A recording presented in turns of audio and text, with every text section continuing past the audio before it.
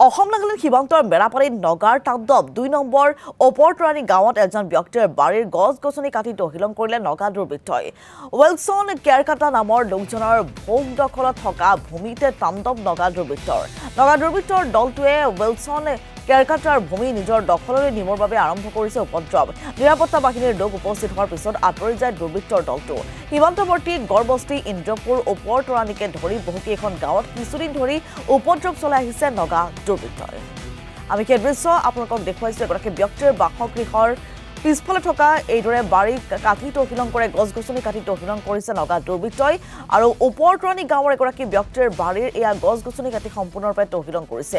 ৱেলছন কেৰকাটা নামৰ লোকজনৰ ভূমিত এইদৰে তাণ্ডৱ চলাইছে নগা দুৰ্বৃত্তই। আৰু নগা দুৰ্বৃত্তৰ দলটোৱে ৱেলছন কেৰকাটাৰ ভূমি নিজৰ দখললৈ নিবৰ বাবে আৰম্ভ কৰিছে উপদ্ৰৱ।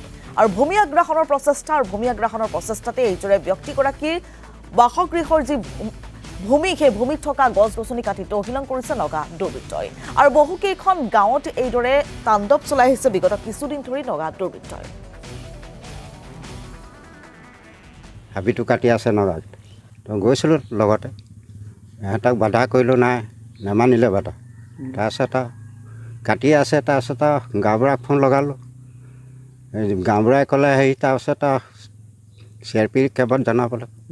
তাৰপিছত গৈ CRP কেম্পত জনাই নগাটো বোলে আমাৰ মাটিৰ কথা কৈছে, নাচাৰিব কৈছে। আৰু এইজনে আকৌ অতীজৰ পৰা মাটিটো খাই আছে ন, কেনেকৈ এৰি দিব?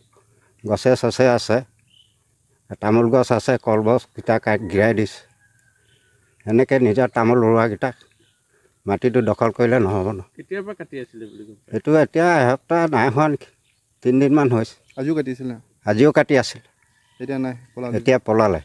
তামোল চামোল কল চল কাটি মানে সিহঁতি লৈ ল'বলৈ বিচাৰিছে। মোক এতিয়া সেইটো ন্যায় লাগে। কেতিয়াবা কাটি আছে? এতিয়া শনিবাৰৰ পৰা কাটিছে। ক'ৰ নকৰা হয়তো? তেওঁ এই আলিখমৰে। কি নাম? চুম্বে লথা। কি বুলি কয়? কয় এইডোখৰ তই গছ চছ কাটি লৈ যা, মই এইডোখৰতো জেগা এৰি নিদিওঁ, এনেকৈ কৈছে।